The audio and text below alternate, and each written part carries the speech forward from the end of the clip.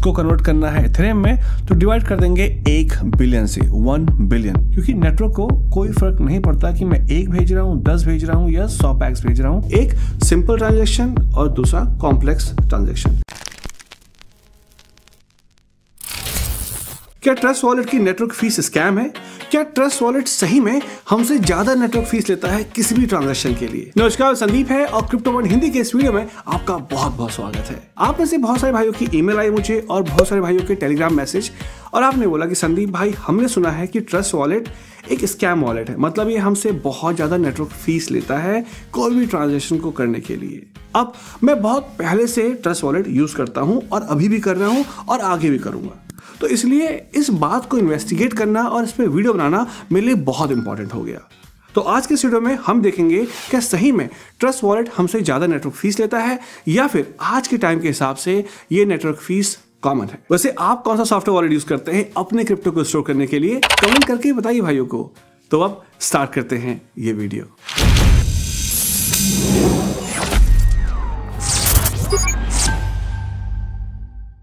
तो इस वीडियो का लेआउट ये है कि हम यहाँ पर 4 कॉइन्स को 2 डिफरेंट वॉलेट से ट्रांसफर करके देखेंगे और कंपेयर करेंगे उनकी नेटवर्क फीस को।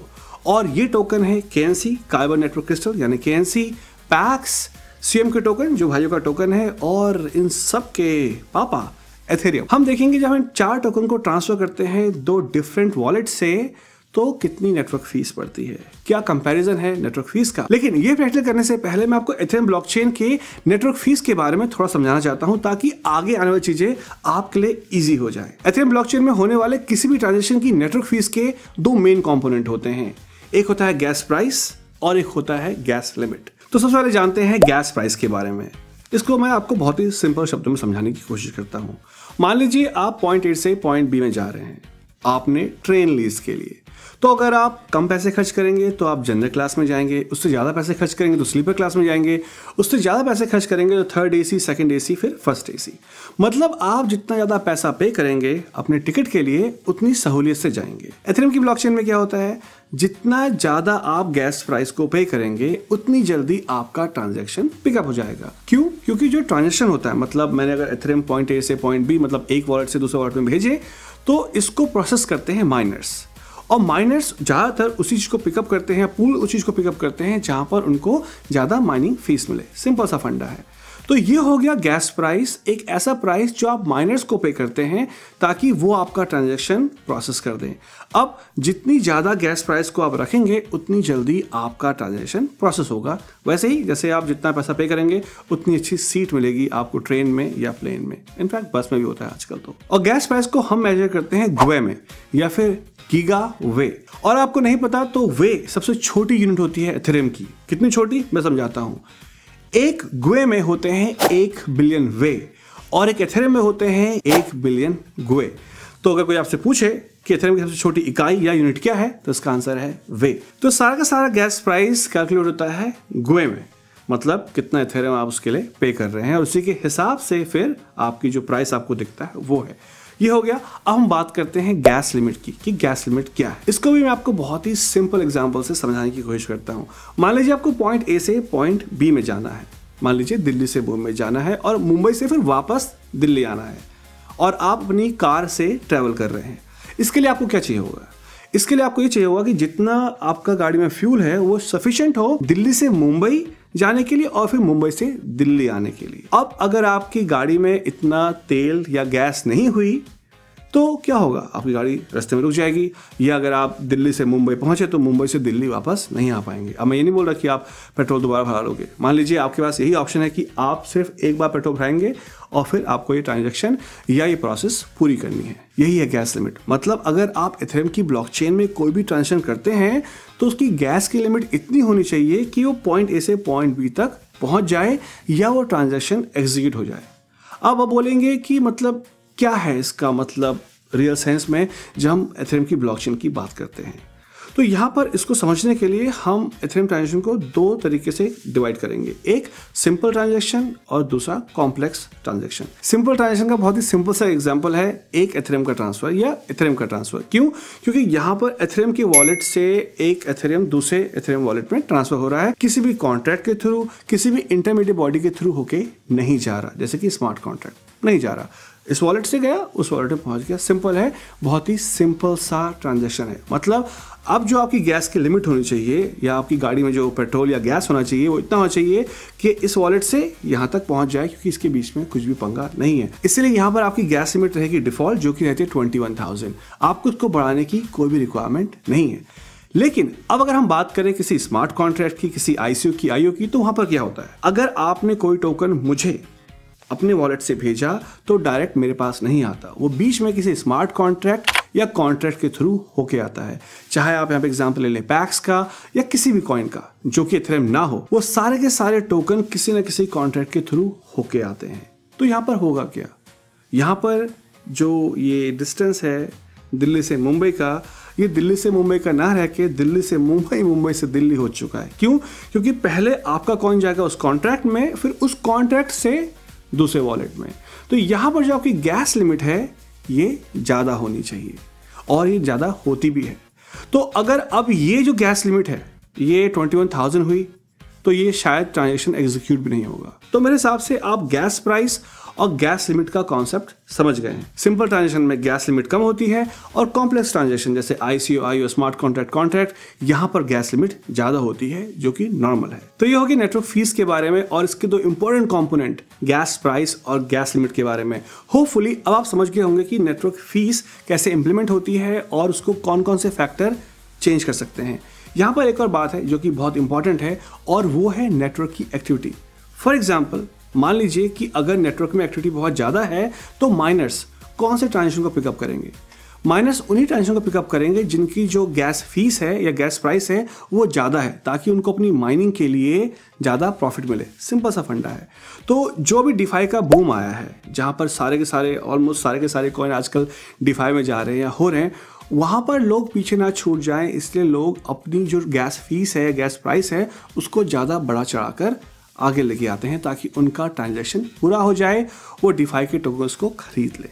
इसलिए हमने रिसेंट में बहुत ज़्यादा बूम देखा है इथेरियम की नेटवर्क फीस में, यही रीज़न है। और एक और बात, ये जो वॉलेट होते हैं ये बहुत ही स्मार्ट तरीके से आपके लिए गैस लिमिट को सेट करते हैं ताकि जो आपका ट्रांजैक्शन है वो पूरा हो जाए, बीच में ना रुके और ना ही डिले हो। इसलिए बहुत इंपॉर्टेंट है कि जो गैस लिमिट है इसको आप ढंग से समझें और इसके संग ज़्यादा छेड़छाड़ ना करें अगर आप चाहते हैं कि आपका ट्रांजैक्शन पूरा हो जाए। अब जब आप ये दोनों कॉन्सेप्ट समझ गए हैं तो अब हम जाते हैं मेरे कंप्यूटर स्क्रीन और फोन स्क्रीन पर और मैं आपको दिखाता हूँ कि कोई भी ट्रांजैक्शन को ये गैस लिमिट और गैस प्राइस कैसे अफेक्ट करता है और कोई भी वॉलेट, चाहे ट्रस्ट वॉलेट हो, मेटामास्क हो, यहाँ पर प्राइसेस कैसे डिफर कर सकते हैं इन दोनों के बेसिस में। इसके बाद आप खुद डिसाइड कर सकते हैं क्या ट्रस्ट वॉलेट सही में स्कैम कर रहा है या फिर इसके पीछे जो हमने डिस्कस किया अभी इन फैक्टर्स का हाथ है। और हाँ, अगर अभी तक आपको वीडियो अच्छा लग रहा हो तो प्लीज़ इसे लाइक करिए, अपने दोस्तों से शेयर करिए और जिन भाइयों को नेटवर्क फीस के बारे में नहीं मालूम उनको थोड़ा ज्ञान दीजिए। ऑलराइट, तो ये हमारा ट्रस्ट वॉलेट और ये हमारा स्वयं के रिजर्व। तो यहाँ पर आकर आप देखें पैक्स है, इथेरियम है और केएनसी है और इसके बाद बाकी यहाँ पे टोकन है। तो देखते हैं कि अगर मुझे यहाँ से पैक्स भेजना हो किसी एड्रेस में तो फिर कितनी नेटवर्क फीस लगेगी।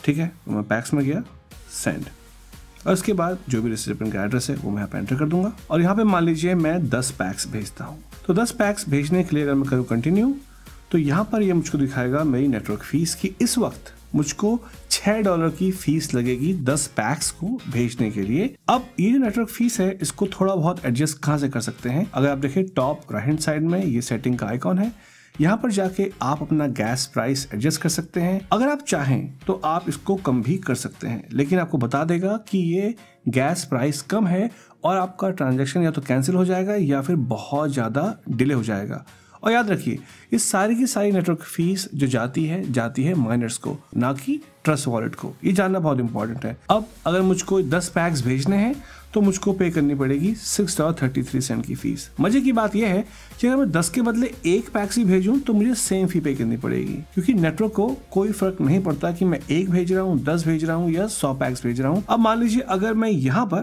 पैक्स के बदले KNC को भेजता हूँ, मैं बोलता हूँ ठीक है मेरे पास 10 KNC है, मैं इसको सेंड करता हूँ सेम एड्रेस में और मैं भेजता हूँ 1। कंटिन्यू। तो आप यहाँ देख सकते हैं कि इसकी नेटवर्क फीस $5.46 है। अगेन आप सेटिंग में आके से चेंज कर सकते हैं। अभी नेटवर्क फीस यहाँ पे कम इसलिए है क्योंकि जो KNC की कॉम्प्लेक्सिटी है वो पैक से कम है। सिंपल सा फंडा है जो मैंने आपको समझाया था इससे पहले। अब अगर हम देखें एथेरियम का कि अगर हमें एथेरियम भेजना हो तो फिर हम करेंगे पेस्ट और मान लीजिए मुझे मैक्स भेजना है। कंटिन्यू। तो आप देखेंगे कि इसकी फीस सबसे कम है क्योंकि एक बहुत ही सिंपल ट्रांजैक्शन है। अगेन अगर आपको लगता है कि ये आपके लिए ज़्यादा फीस है तो आप यहाँ पर आकर इसको फिर से चेंज कर सकते हैं। अगर आप देखें तो गैस लिमिट यहाँ पे 56,000 ना होके 21,000 है जो कि डिफॉल्ट है और इसको आप मत छेड़िएगा। अब देखते हैं कि अगर हम इन्हीं कॉइन्स को मेटामास्क से भेजने की कोशिश करें तो फिर कितनी फीस लगती है। और एक और बात, जब भी आपसे कोई बोले कि ये वॉलेट खराब है, यहाँ बहुत ज़्यादा फीस लग रही है, तो हमेशा सेम ट्रांजैक्शन को आप दूसरे वॉलेट से करने की कोशिश करिए और देखिए कितनी फीस लग रही है। तो ये है मेरा मेटामास्क का वॉलेट और यहाँ पर भी मेरे पास थोड़े बहुत एथेरियम, CMK टोकन, KNC और पैक्स पड़े हुए हैं। अब अगर मैं ऐसे पैक्स को भेजने की कोशिश करता हूँ तो मैं जाता हूँ यहाँ पर सेंड, जो एड्रेस है उसको करते हैं पेस्ट और इसके बाद हम वहीं पे वही 10 पैक्स को भेजने की कोशिश करते हैं। तो यहाँ पर भी आप देख सकते हैं कि स्लोएस्ट फीस आपको $6.04 लग रही है और फास्टेस्ट $6.62। तो अगर आपको याद हो तो जो हमारा ट्रस्ट वॉलेट था वहाँ पर जो फीस दिखा रहा था वो फास्टेस्ट फीस दिखा रहा था ताकि आपका ट्रांजैक्शन बहुत जल्दी एग्जीक्यूट हो जाए। ऐसा नहीं कि यहाँ पे $6 दिखा रहा है तो वहाँ पे 10 दिखा रहा है, 20 दिखा रहा है या इवन 7 या 8 दिखा रहा है, ऐसा नहीं है। आप चाहें अगेन एडवांस ऑप्शन में आकर यहाँ से गैस प्राइस को कम कर सकते हैं और गैस लिमिट को भी कम कर सकते हैं, लेकिन ये एडवाइजेबल नहीं है क्योंकि इससे जो आपका ट्रांजैक्शन है वो डिले या कैंसिल हो सकता है।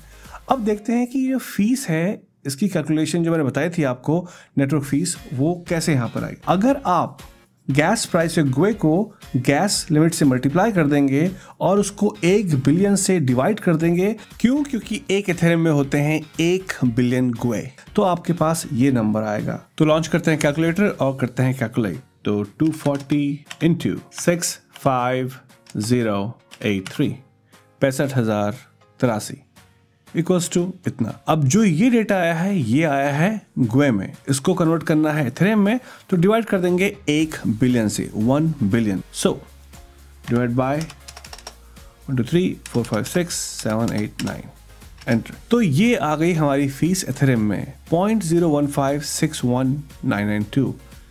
तो अगर आप देखें तो 0.15612 भी इसको लिख सकते हैं क्योंकि यहाँ पे 9 है तो ये 1 बन जाएगा 2। एग्जैक्टली जो हमको मेटामास्क दिखा रहा है इस वक्त। वैसे अगर हम चेक करें कि अगर हम KNC भेजते हैं तो हमको कितनी फीस पड़ती है, तो इसकी कम लगनी चाहिए क्योंकि वहां पर भी कम लगी थी। तो मान लीजिए मैं भेजता हूं 10, तो दिखा रहा है कि 541 एवरेज है और 575 फास्टेस्ट है। तो यहाँ पर मेटामास्क एक्चुअल में ट्रस्ट वॉलेट से ज्यादा फीस चार्ज कर रहा है। तो अगर हम एथेरियम भेजते हैं तो आप यहाँ पे देख सकते हैं कि एथेरियम की फीस हमेशा कम होती है एक ERC20 टोकन से। अब अगर हम अपना CMK टोकन भेजने की कोशिश करें तो यहाँ पर हम ट्रांसफर करते हैं 1000 CMK, तो आप देख सकते हैं कि इसकी स्लोएस्ट फीस है 745, एवरेज है 786 और फास्टेस्ट है $8.24।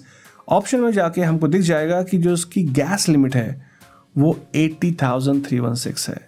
अगेन ये मैक्सिमम है, इसके अंदर सारा काम हो जाएगा। तो जो अल्टीमेटली फीस आपको लगेगी हो सकता है कि 0.018553 एथेरियम से कम लगे। तो अब आप समझ गए हैं नेटवर्क फीस के बारे में, और अगली बार कोई आपसे बोले कि इस वॉलेट में बहुत ज़्यादा फीस लगती है, स्कैम है, कुछ भी, तो आप उस ट्रांजेक्शन को किसी दूसरे वॉलेट में चेक कर लीजिएगा और देख लीजिएगा कि कितनी फीस लग रही है।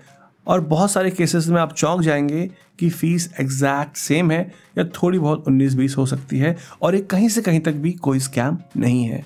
तो दैट्स इट, इतना था आज की वीडियो में। होपफुली आपको वीडियो पसंद आया होगा, आपने एथेरियम नेटवर्क फीस के बारे में जाना होगा, और जो भाई लोग ने आपको गलत इन्फॉर्मेशन दी होगी, आपको गलत इन्फॉर्मेशन मिली होगी, अब आपके मन में क्लैरिटी, एक दिमाग में क्लैरिटी होगी, जिससे कि आप इस नेटवर्क फीस के बारे में ज़्यादा जान गए होंगे। अगर आपको वीडियो पसंद आए तो आप इसे लाइक कर सकते हैं, और आपको लगता है कि किसी भाई को इस वीडियो के बारे में जानना चाहिए तो आप उनके साथ ये वीडियो शेयर भी कर सकते हैं। हाँ, अगर आज आपका पहले इस चैनल में तो आप क्रिप्टो पॉइंट हिंदी को सब्सक्राइब भी कर सकते हैं, ताकि आपको ऐसे एजुकेशनल अवेयरनेस वाले वीडियो मिलते रहें। और वैसे भी शर्म किस बात की, भाइयों का चैनल है। हम फिर मिलेंगे, तब तक के लिए take care and be safe.